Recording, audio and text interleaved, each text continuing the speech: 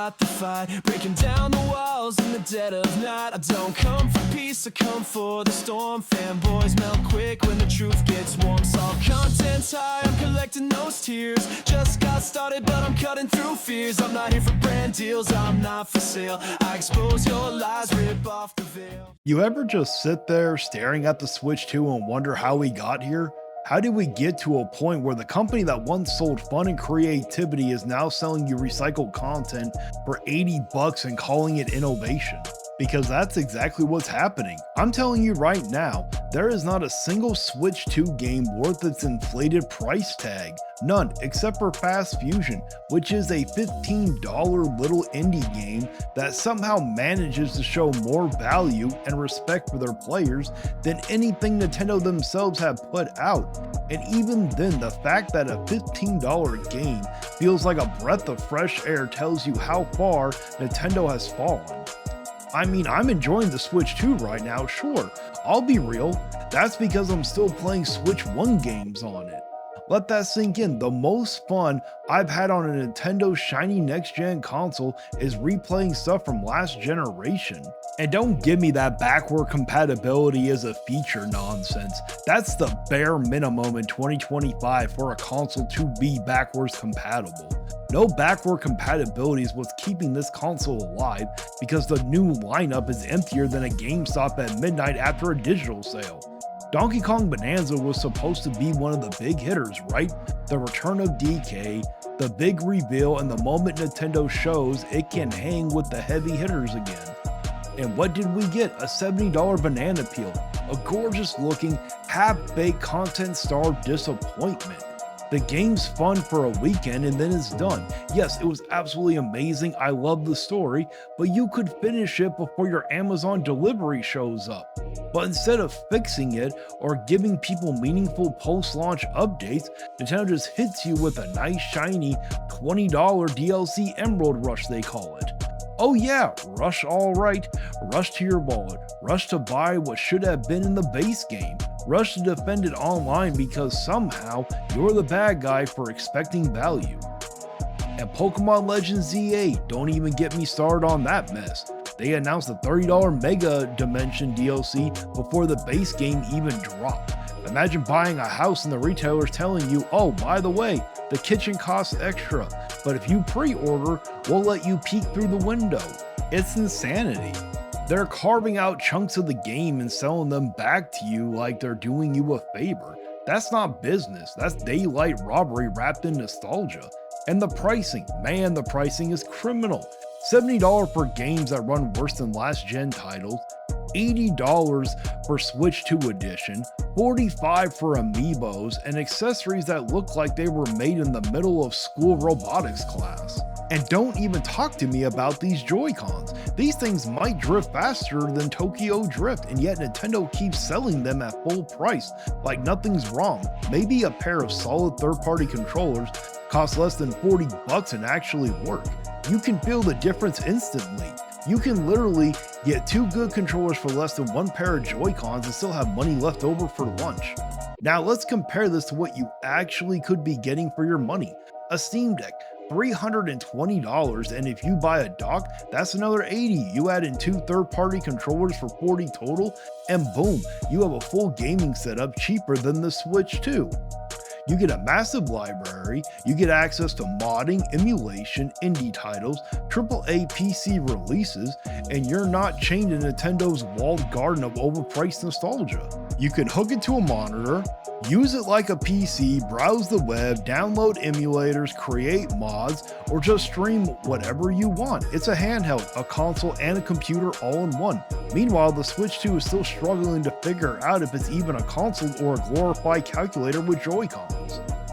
And you know what makes me laugh? Nintendo fans will say, well, the Switch 2 plays modern AAA games now.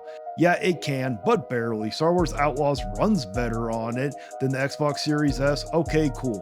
But that's like saying your microwave leftovers taste better than expired takeout. It's not an achievement, it's a participation trophy. The fact that we're celebrating it doesn't run as bad as it could have is proof we've lost all sense of standards. The whole argument for the Switch 2 being a budget option is falling apart anyway. You've got $450 base model and $500 bundle with Pokemon or Mario Kart World, and yet one of these games don't even justify the price tag. We used to call this kind of thing value packaging. Now it's just, here's a game that you're gonna feel like you overpaid for, enjoy your financial regret. And people defend this with, well, it's portable.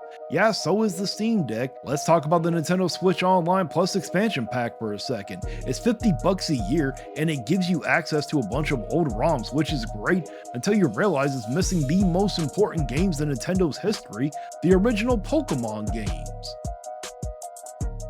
Nintendo is literally charging you for nostalgia bandwidth here.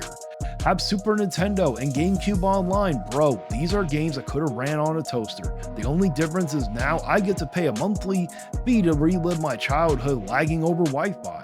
And then they try to sweeten the deal by bundling DLC, like if you have the expansion pack, you get the Zelda upgrades, which are not worth it, and Mario Kart 8 booster tracks, which actually are. Translation, you're paying yearly for the privilege of pretending it's free. They can yank those perks at any time. It's like renting your own memories. There's no ownership here. They have turned gaming into a subscription economy, and they are conditioning people to think that it's normal. At least with Game Pass, you were getting a variety for your money until Microsoft started price gouging too. But with Nintendo, you're getting the same retro catalog every generation, just repackaged with a shinier logo. And people wonder why I call them anti-consumer. This is a company that sues fan projects, bans modders, and still has the audacity to charge $70 for a port that looks like it was a remaster on Windows Vista. I had high hopes for Donkey Kong Bonanza, I really did. It looked like the perfect comeback, but when you sit down and play it, it's the same pattern. Looks nice, plays fine, but lacks content, longevity, and post-launch support. It's like Nintendo's allergic to giving you a full product anymore. They just want to sell you content opportunities. $30 here, $20 there, season passes for games that don't even have enough meat on them to justify one. Even though they don't call them season passes, but we all know what they are. They're turning gaming into a buffet where everything's behind a paywall and the portions keep getting smaller. And what's wild is that the Switch 1 is still was better value until they hiked that up too. Used to be a no-brainer recommendation, just grab a Switch 1, tons of games, cheap system, but no, Nintendo couldn't leave it alone.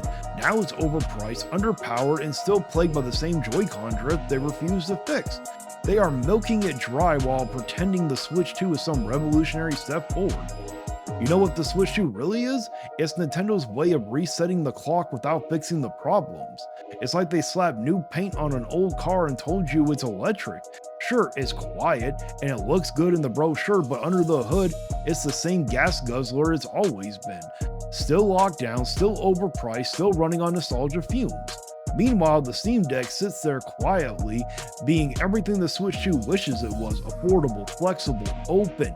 You can dock it, mod it, customize it. You can run Game Pass, Epic Games, GOG, Steam, all without some company breathing down your neck telling you what you can and can't install.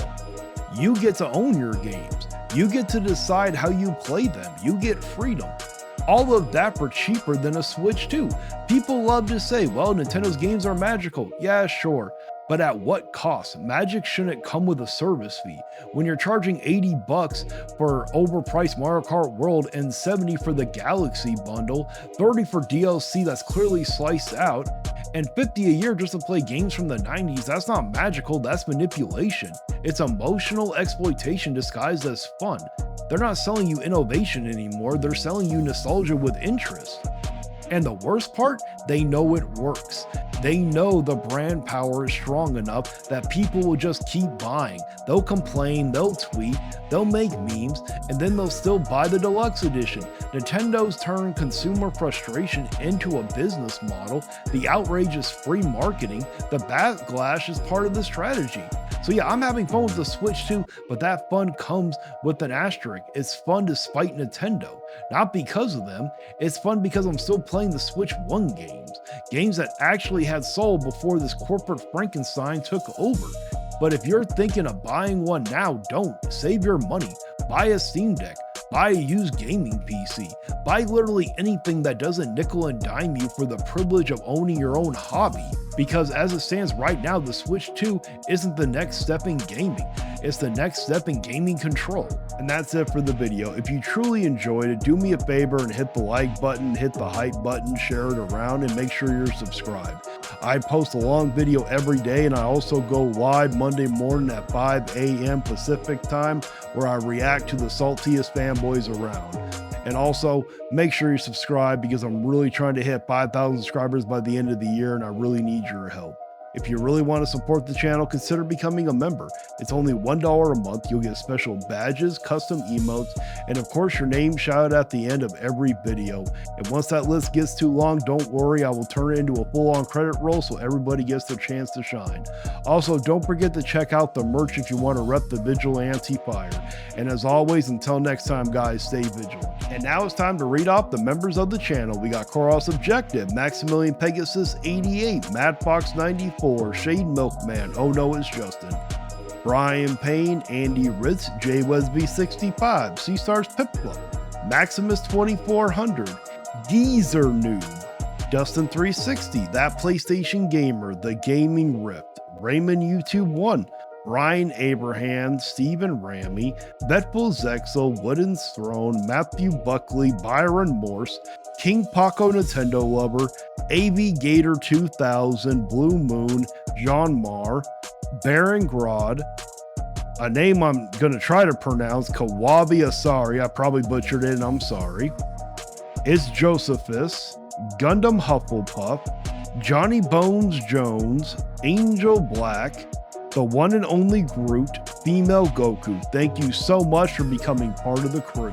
You can cry in the comments, but you won't survive. Like and subscribe if you feel that vibe. We're hard